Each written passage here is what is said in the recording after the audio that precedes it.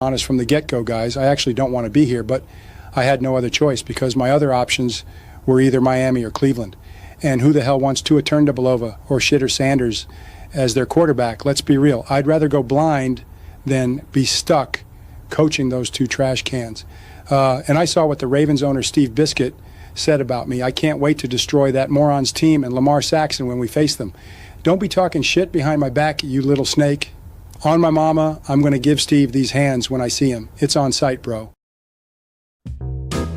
Shane. Shane, Shane.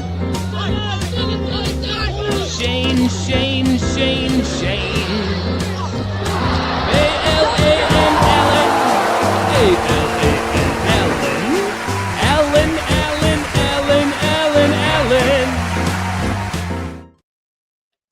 Hey, it's the divisional round. It's getting juicy here in the playoffs. Oh, there's going to be some good stuff.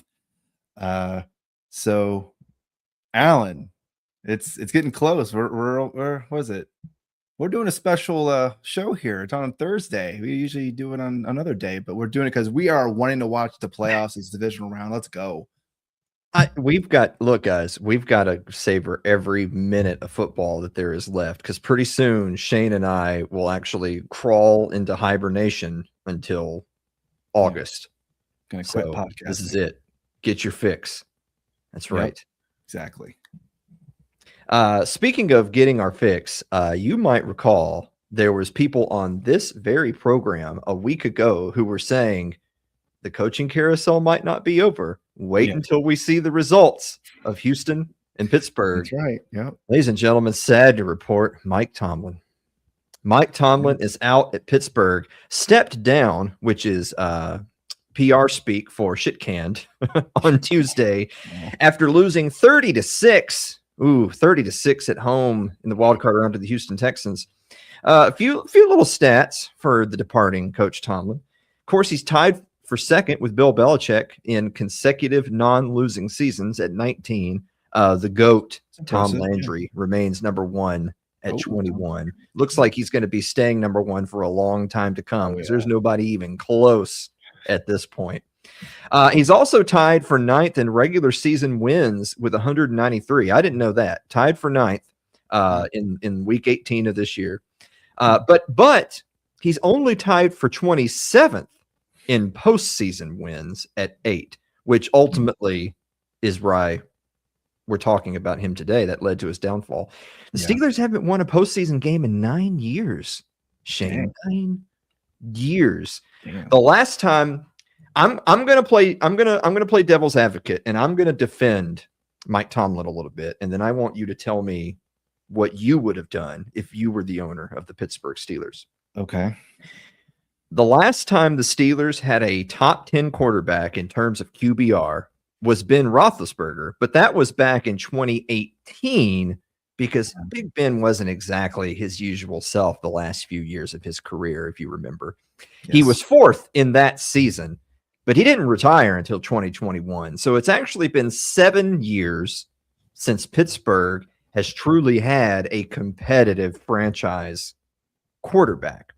In that same span of time, starting in 2018, the Steelers started out with total defenses ranked 6th and 3rd and 3rd. So Tomlin was keeping the band together for years, despite the fact that Pittsburgh was struggling so much on the other side of the ball. Yeah. Now, however, kind of dropped off after that. 24th, 13th, 21st, 17th, and now this past year, 30th. 30th. That's the worst in franchise history in terms of ranking in the NFL. 30th. Wow. So Tomlin was able to do pretty well with the cards that he was dealt. But at the end of the day, the strength of the team, which had been defense for years, finally fell off the cliff. Mm-hmm. So with all of that said, do you ultimately think Mike Tomlin was a good coach? And if you're the owner of the Pittsburgh Steelers, what decision would you have made? Well, to answer the first question, I think overall, Mike Tomlin was a good coach. I feel like the culture that he built there was just, you got to win, and it's Pittsburgh, so they're hard-edged. Like you're saying, their defense, for the most part, was always that type of steel curtain, because that's how we think of the Steelers. We think of the steel curtain. The defense is supposed to be dominant and just hard-nosed, and they're going to punch you in the mouth. And that's what they were for a long time with him there. And I think just overall, what was going on in that locker room and in the front office and everything like that with Mike Tomlin there, it really seemed like it was pretty good over there. Now, the last game, the Texans game, it was really close. It was a really close game for a lot of it. And then for some crazy reason, Aaron Rodgers decided to throw picks and fumble the ball and go return for a touchdown. His last pass, it looks like it's going to be his last pass, is a pick six. So what a way to go out for him. Although Tom Brady went out with a pick six his last game as a Patriot. So, hey, there you go. He did. So, some Hall of Fame quarterbacks go out with a pick six. So yeah, I think Mike Tomlin. But with that being said, I think it was time.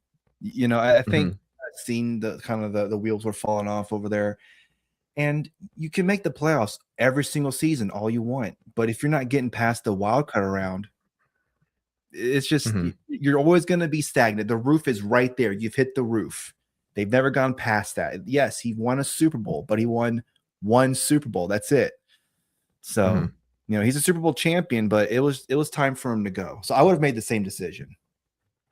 So you started off by saying he was a good coach, and I agree he was, but the key words was, right? Yeah, it was. It's really hard to be performing at an elite level in pro football for decades. People can do it for a few years, but doing it for decades is hard. There's an old interview going around on Johnny Carson of all places, and the joke that is told there is that there's two types of coaches. There's the ones that have been fired and the ones who are gonna be fired.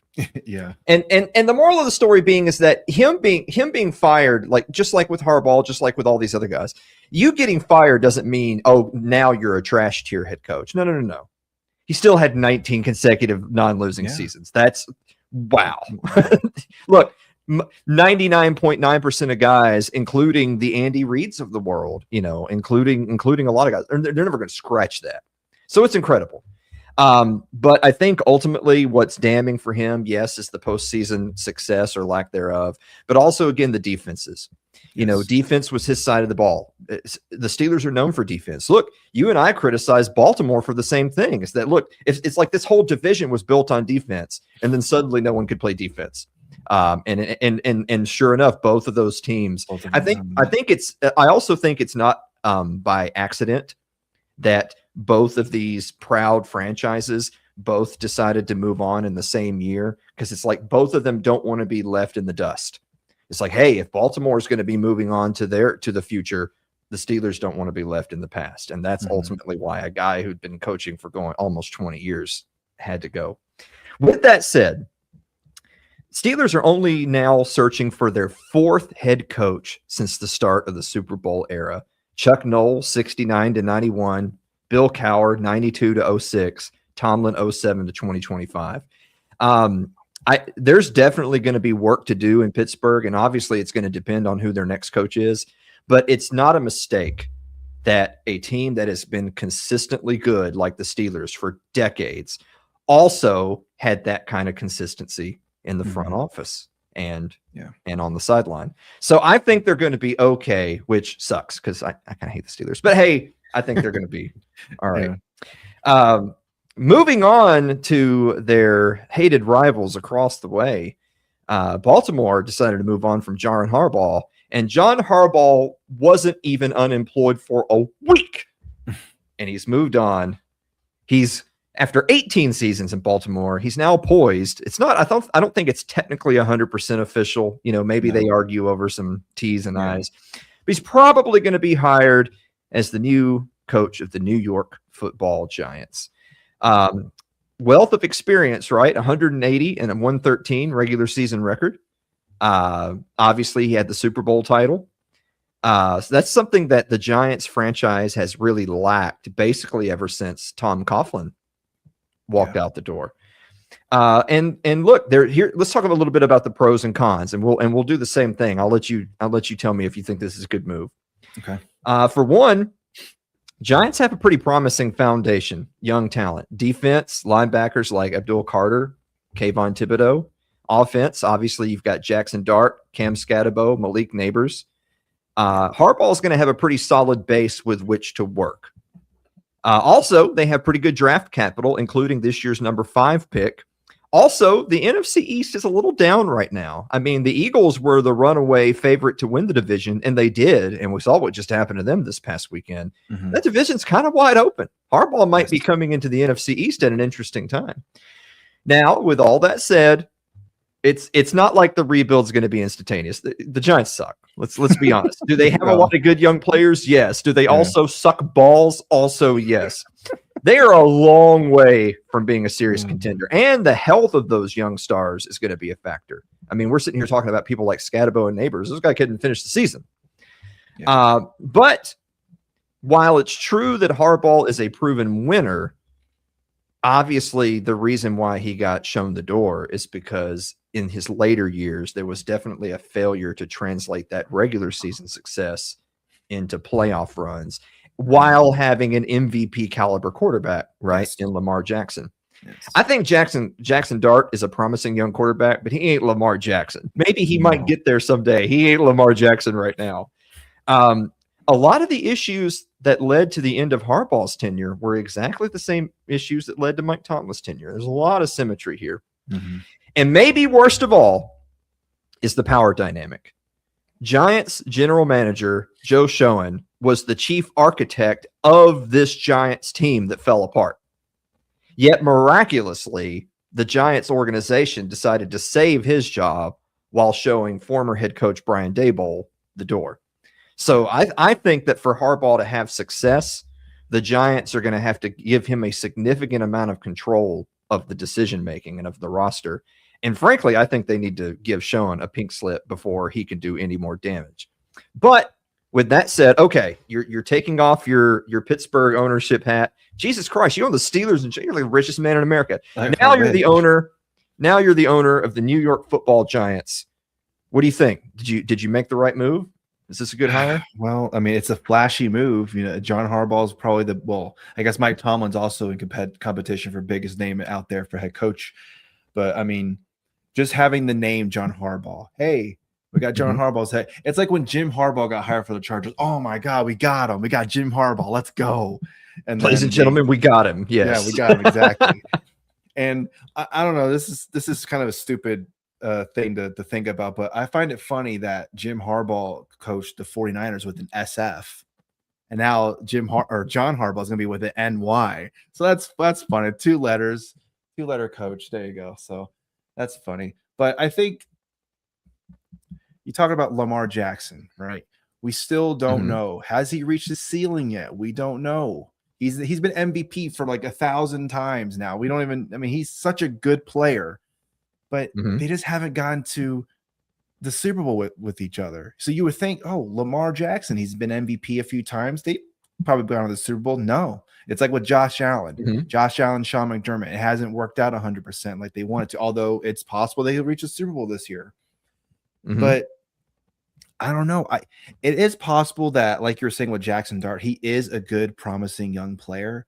But we don't know who he's going to be in 2-3 years. We have no idea. He might not even be the starting quarterback for the Giants in 3 years. We have no idea what's going to happen.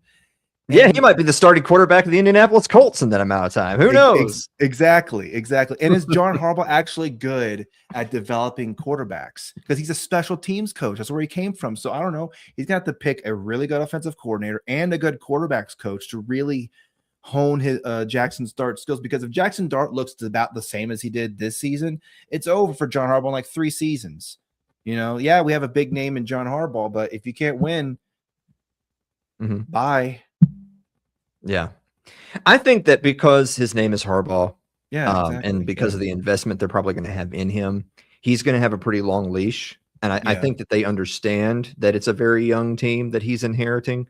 But I stress that, but it's still New York. it's still New York, and there's going to be all these expectations thrust upon him that, look, Right, because exactly. of what we're paying you, because of your pedigree, because of what we feel we have to work with, there's going to be some pretty big expectations.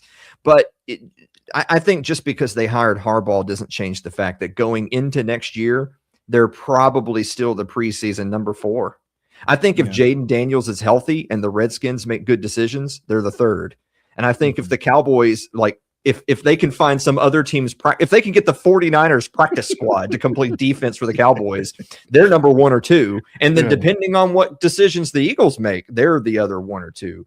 I think the Giants are probably still the preseason number 4, despite this hire. It might take a couple of years before we know what to think. You talked about how much are they going to pay him? I thought I saw a figure where like $100 million or something like that to John. So yeah, they're investing a lot to be like, hey, if we don't see Yeah. a Super Bowl in 2-3 years, I don't know. We're gonna have to think about some things after a while. But I think you're right with the long leash.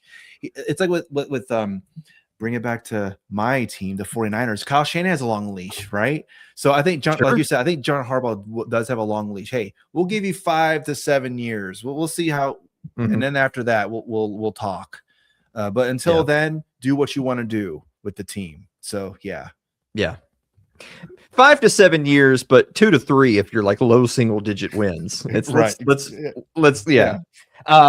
With that said, talking about expectations, let's move on to this weekend's divisional round. It's time for the divisional round Q&A. Let's start off with the Buffalo Bills at the Denver Broncos. Of course, the Bills defeated the Jaguars 27-24 last week. My biggest takeaway from that game just being that the Jags really took away the Bills' running game. It required Josh Allen playing at a level that we know he's capable of playing, but also limiting mistakes in order to come back and win that game. The Jaguars should have won that game. The Jaguars should have won that game. But talk about expectations. No Mahomes, no Lamar Jackson. The Bills have won a road playoff game now for the first time in the Sean McDermott era / Josh Allen era.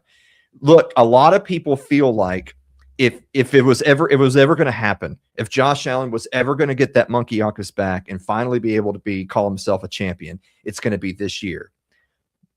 But if I can just pause that thought for just a moment, the Denver Broncos are the one who are the number 1 seed. They're the ones playing at home this week because they were the most consistently solid team in the AFC in football this year, not the Buffalo Bills. Buffalo Bills were a wild card team on the road precisely because they could never quite seem to get every phase of the game firing on all cylinders at the same time.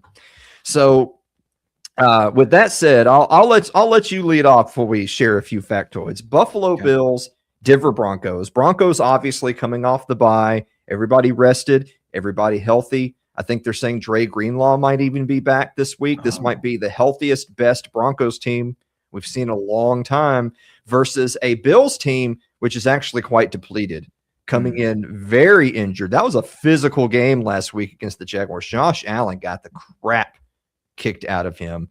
And now I'm not even sure who's going to be playing secondary or wide receiver for the Bills. They got so many people on IR now.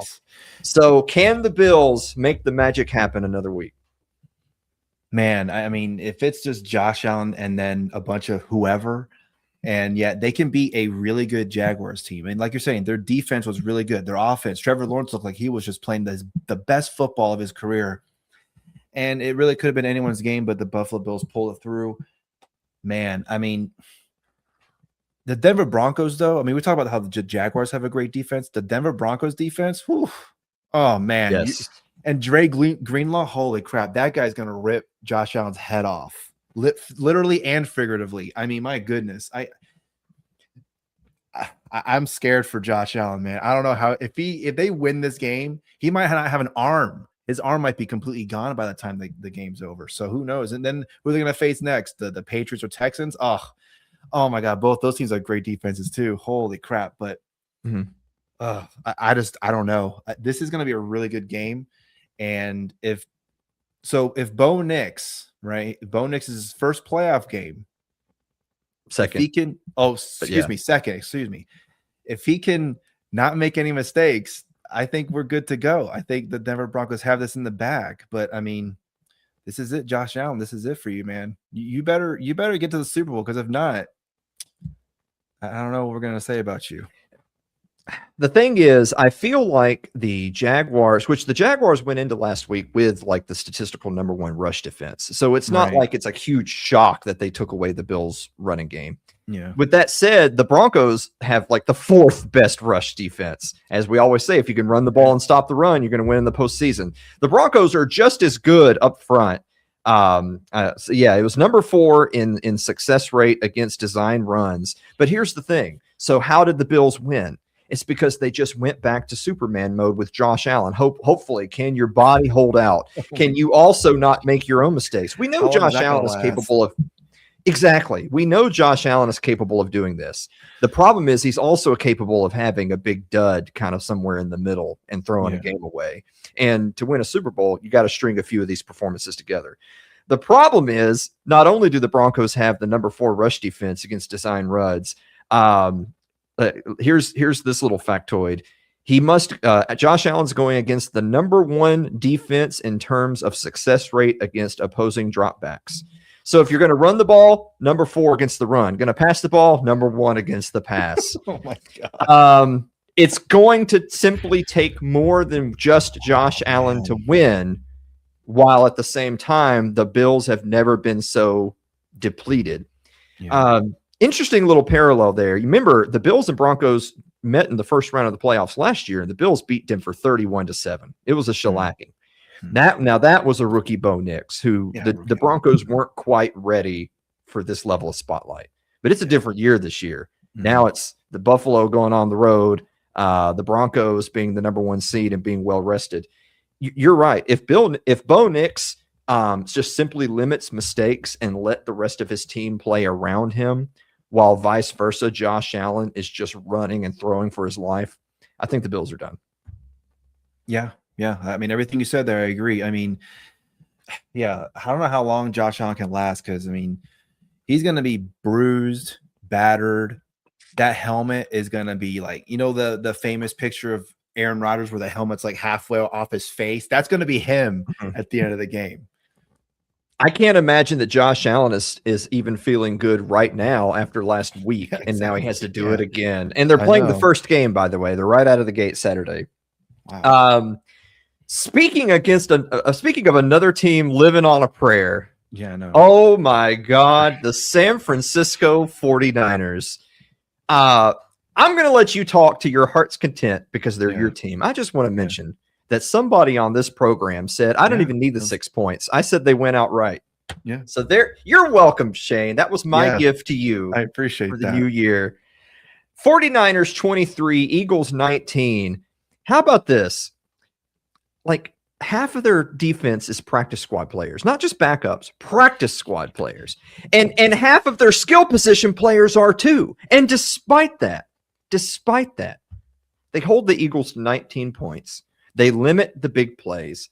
The Eagles have to work for every inch of ground. Not even the tush push was automatic in that game. They were only 3 of 5 on 4th down against the 49ers.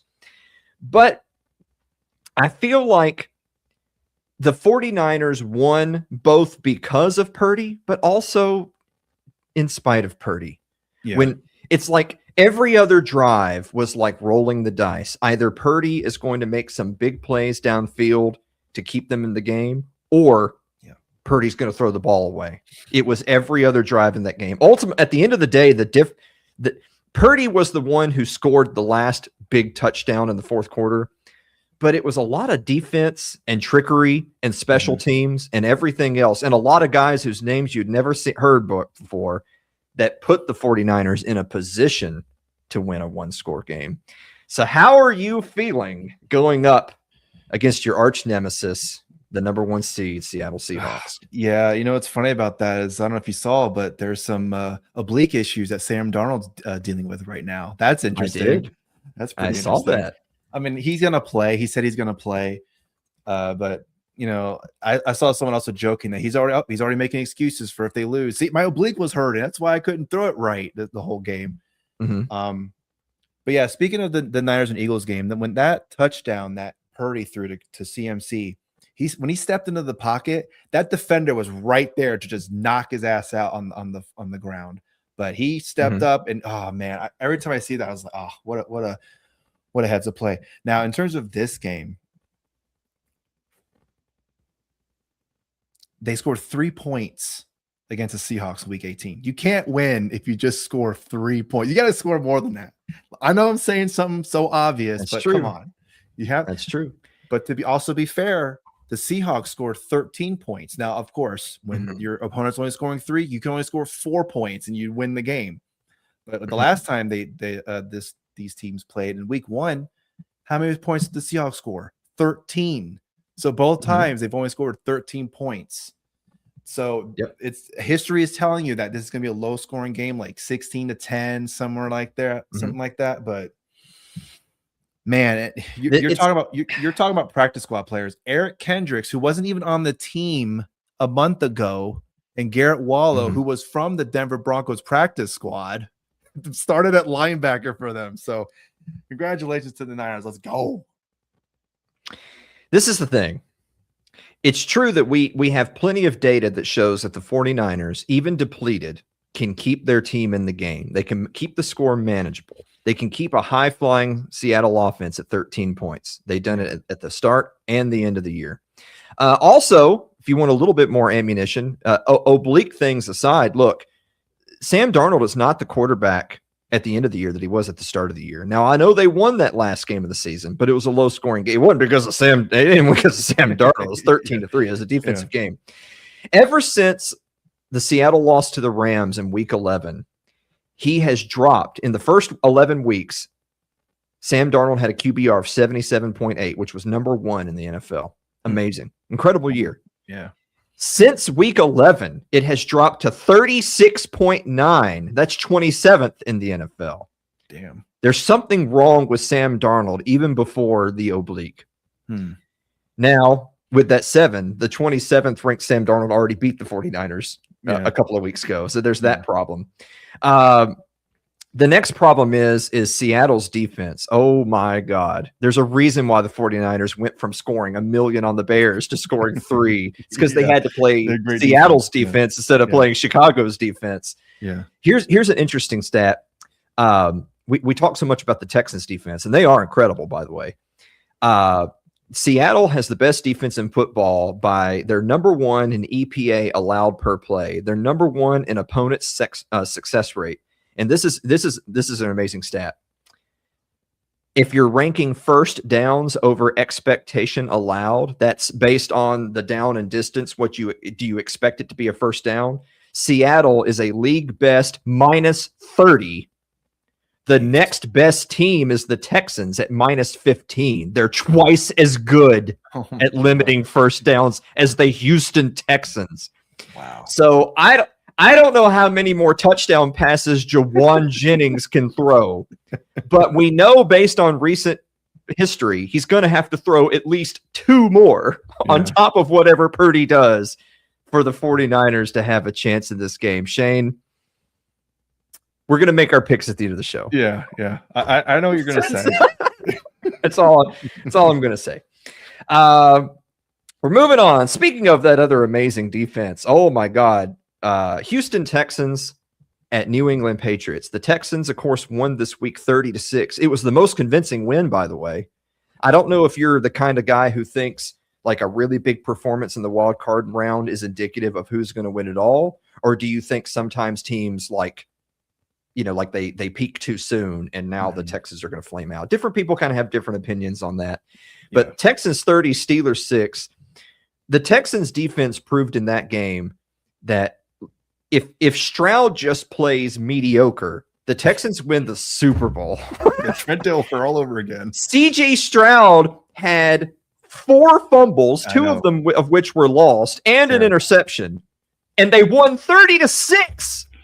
Shane, now the Patriots aren't the Pittsburgh Steelers who just cleaned house and fired everybody and have a bunch of free agents walking out the door, but they did win their game 16-3. So they ironically were the second biggest margin of victory over this past weekend. The Pats defense kind of exposed the Chargers 16-3, but the Chargers defense may have also exposed the Pats just a little bit. So with that being the foundation, Texans, Patriots, what do you think?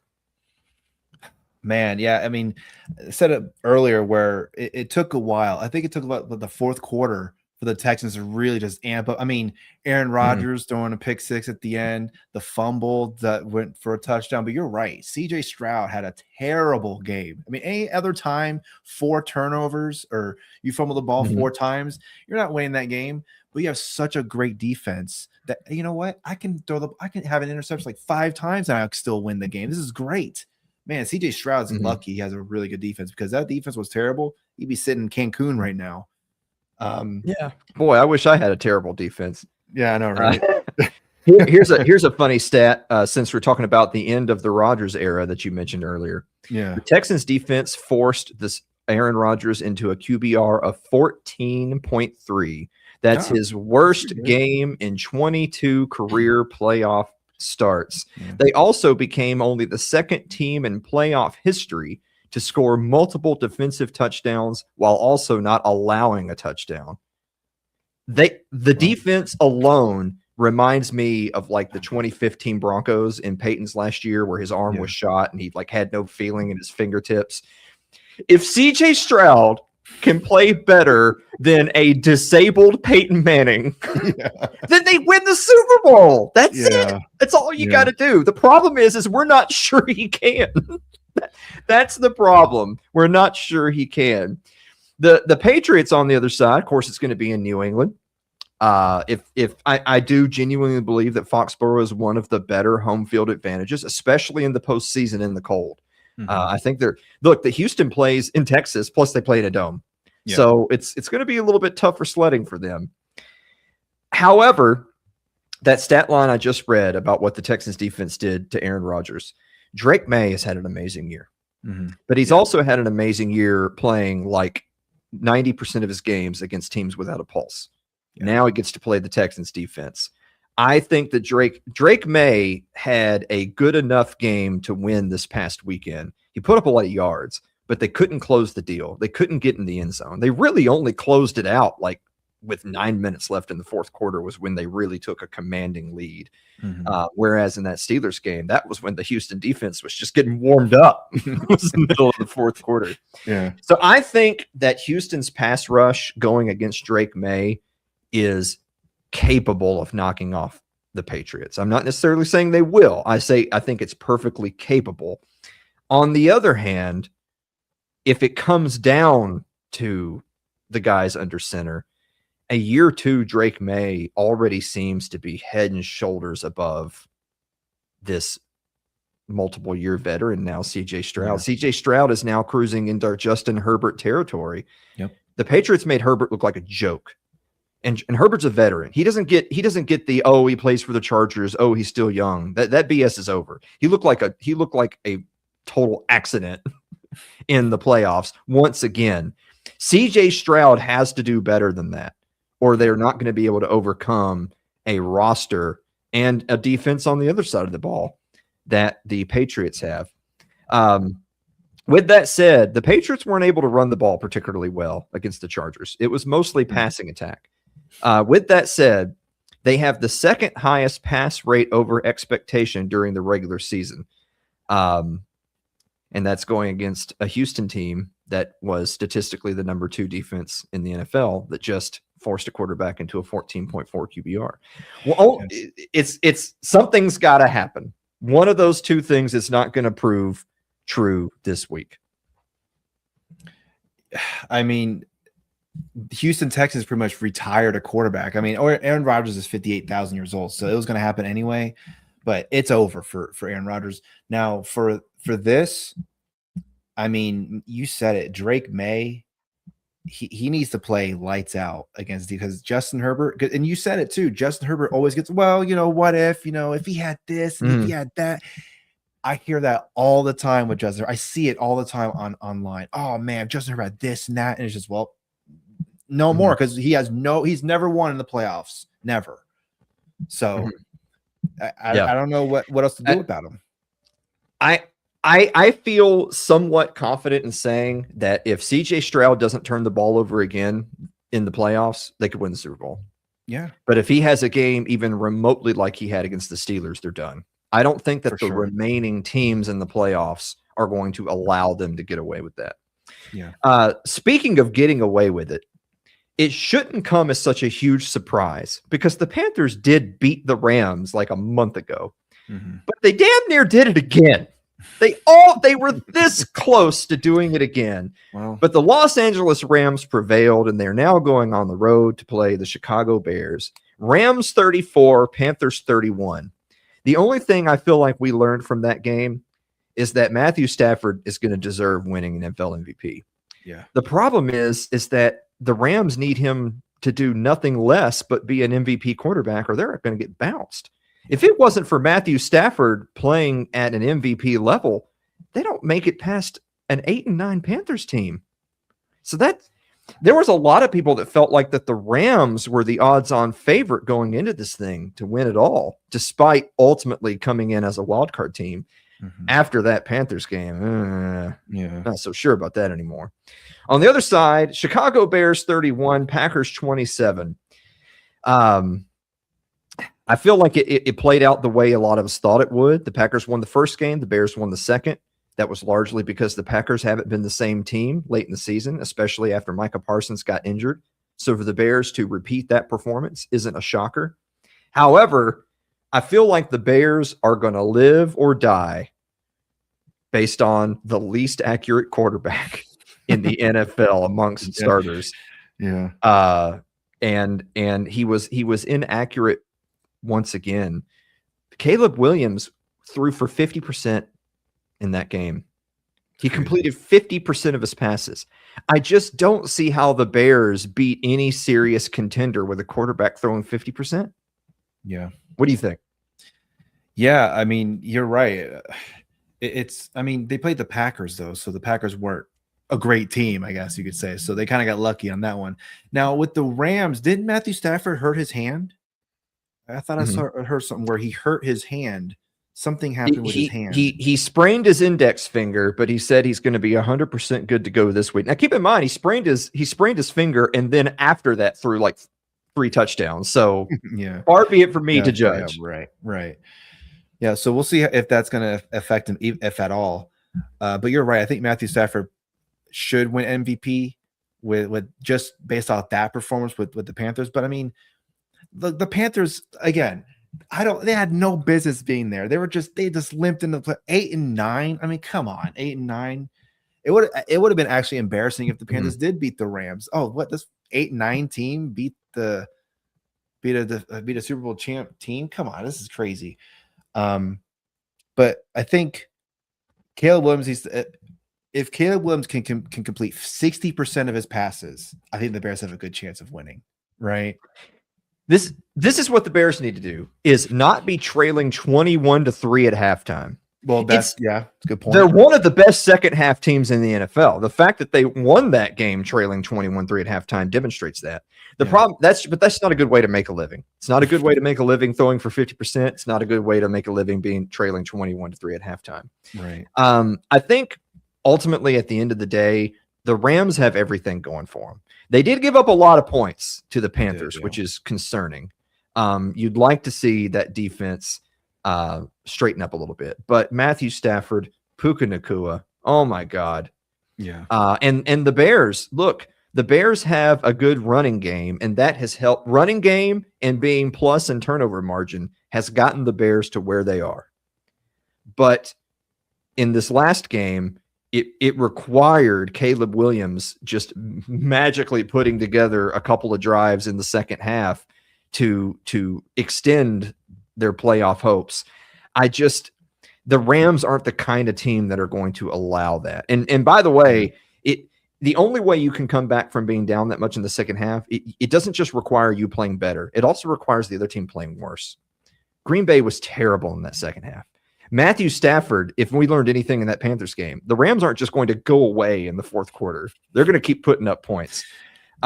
With that said, a couple of little stats for Chicago fans, because I know I've kind of trashed their hopes.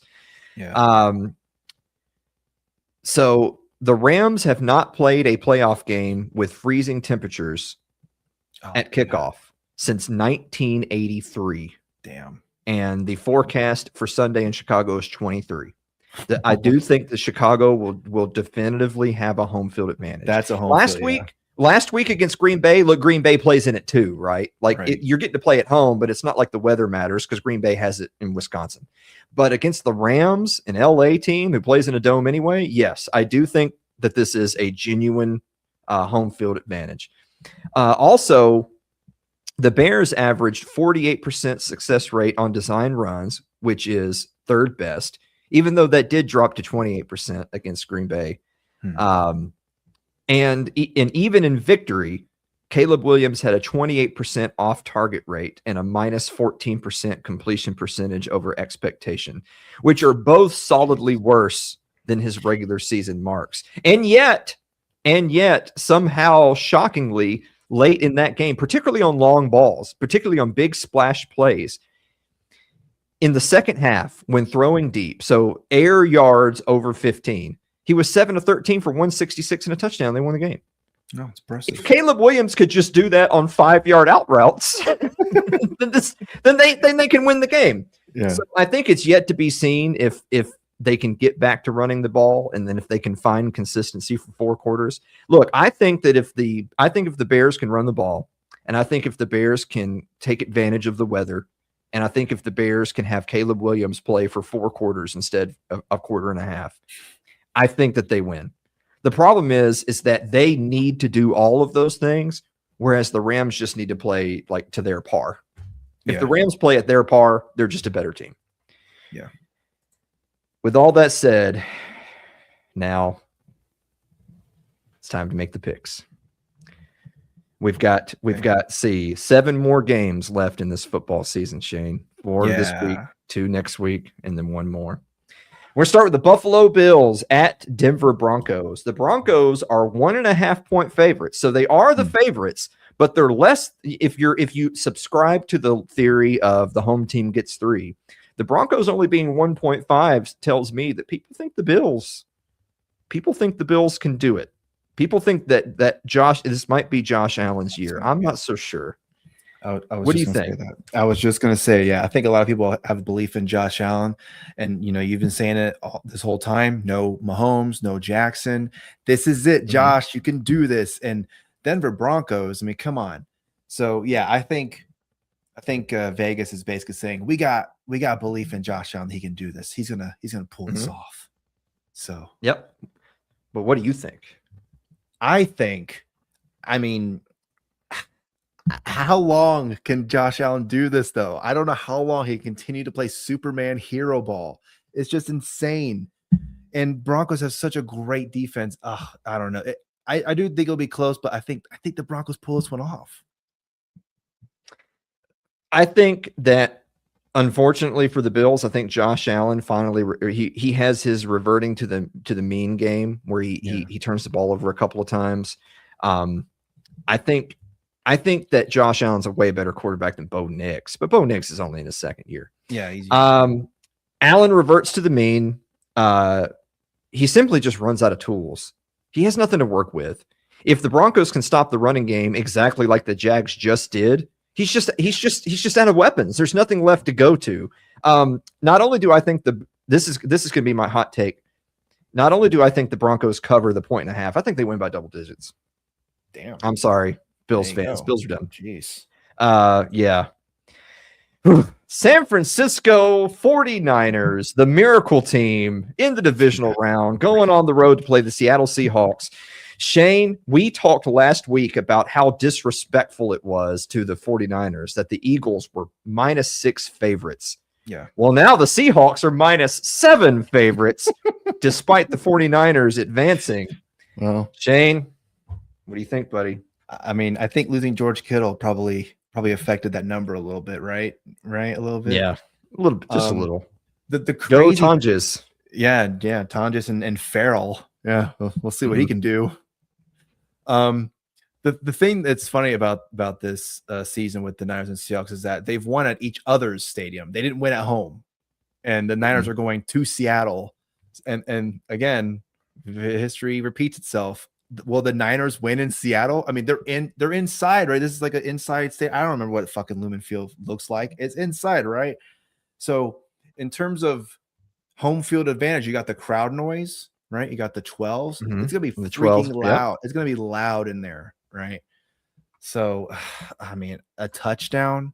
I think it'll be close. It could be another 23-19 type of thriller game or a 17-13 game like week 1, but I don't know. Like, I'm a Niners fan. I want them to win, but I don't know, man. I really don't think it's going to happen this time. I'm sorry. I really want to. Oh, no.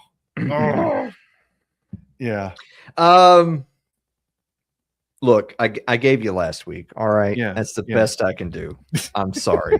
Seattle's Seattle's going to cover that 7. I think it's incredible. It's a testament to coaching and to depth that the 49ers made it here. Yeah. It is. But I think even if Purdy turns it around and he has a spotless game, I think they still get crushed. Seattle's a damn good team. They are. If the 49ers, look, the Eagles weren't totally pushovers. They were more pushovers on offense than they were defense. But the 49ers had to pull out all the stops. They had to dig deep into the bag of tricks to make that game a success. It's hard to do that 2 weeks in a row. Seattle doesn't play in a dome, by the way. It will be outdoors. Okay. It will be chilly. But I don't see that the 49ers are going to consistently run against that front. Yeah. I don't see that Purdy can find anyone who was signed before last week to throw the ball to. That's what happened in week 18. You couldn't find anybody. The 49ers are in a very similar boat as the Buffalo Bills, which just is they're just out of gas. There's just nobody left to turn to, and now they're facing their toughest test. That's the problem. Watch the Super Bowl end up being the Bills and Niners, 2 of the most injury-depleted teams. Make it to the Super Bowl. Congratulations. Boy, you and my friends, the Willimowskis, and literally no one else will be watching that game. I think the Seahawks win. I think we cruise at least another week towards the number 1s facing off.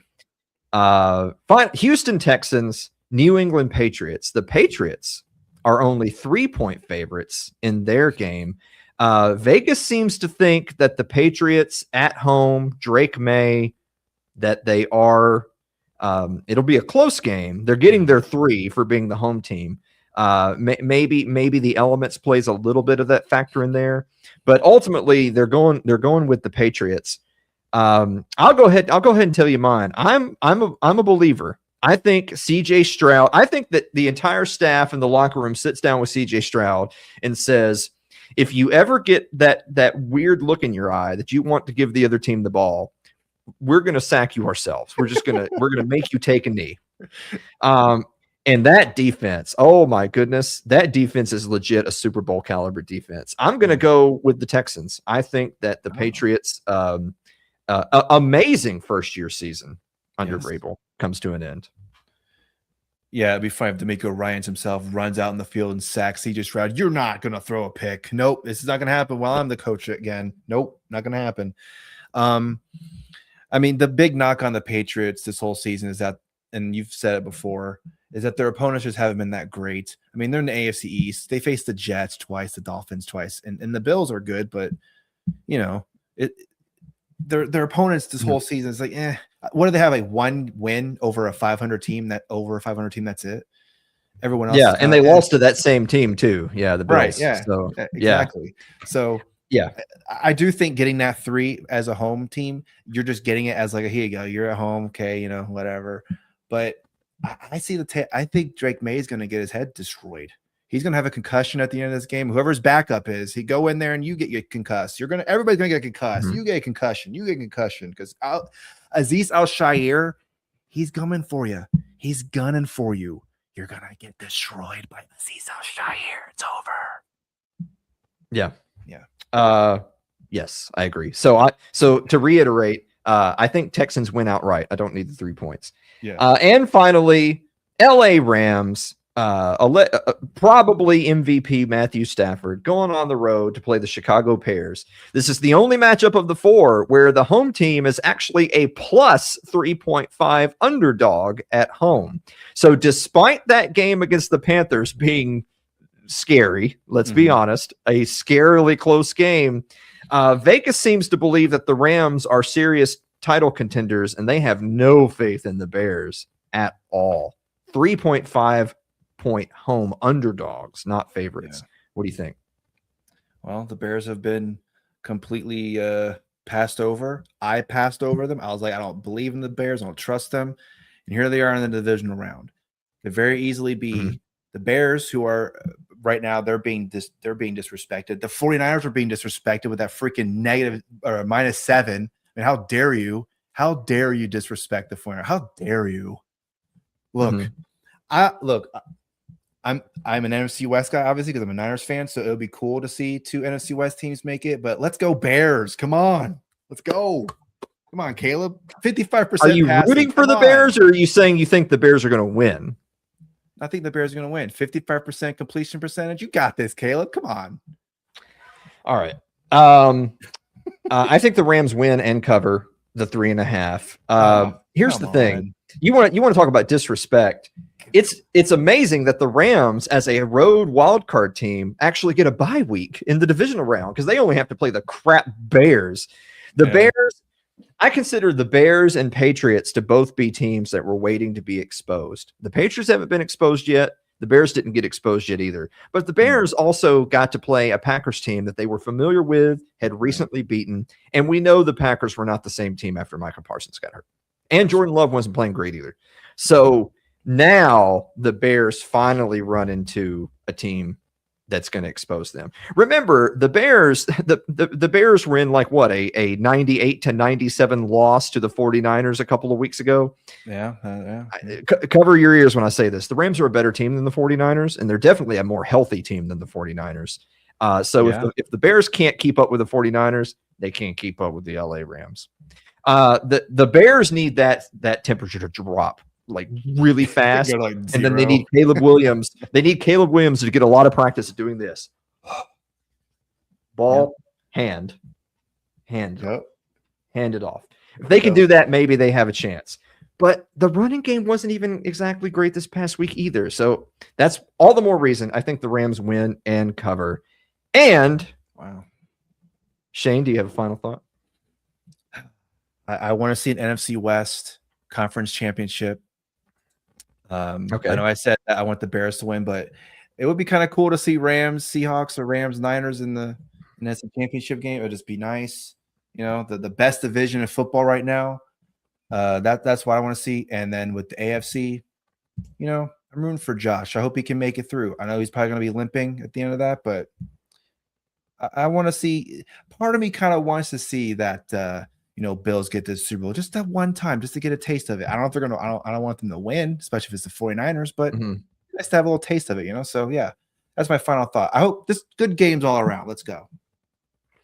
If I were voting with my heart, I'd love to see the Bills win because they've never won one. I'd like for Josh Allen to have that achievement on his list of accolades. I just don't see it. On an equal and opposite perspective. Look, I'm not a Texans fan. I don't have any dog in the fight. But I will say this. If the Texans end up losing this week, despite that defense playing at the level that it plays, and it's because CJ Stroud has 4 fumbles and an interception, they need to have a serious talk in the offseason about doing what the Rams did in the Stafford Goff trade. You got to get that guy out. You got to do whatever it takes. Look, CJ Stroud is still young. There's going to be plenty of teams that think that he's a worthwhile prospect. You send him back into one of those teams, you bring in a proven winner, and you win you a Super Bowl. If you even win one, it's worth the trade. The Rams proved it. And now, look, years later, the Rams may do it again. Matthew Stafford for CJ Stroud. No. Not literally him. He's busy. Stafford's going to win a Super Bowl and then retire this year. That's what Matthew Stafford's going to do. I don't know. He's always my go-to, but if Joe Burrow played for the Texans, they would win the next 4 Super Bowls. Are you kidding me? If Joe Burrow played for the Texans, it would be like, oh my God, what are we going to do? Make the trade. All I'll say to end is enjoy it. 7 games left, and it's all over. Yep. Go Niners. Let's go. Come on. Alan, I don't have faith with you. I do. I used up all my faith last week. Yeah. Yeah, I know.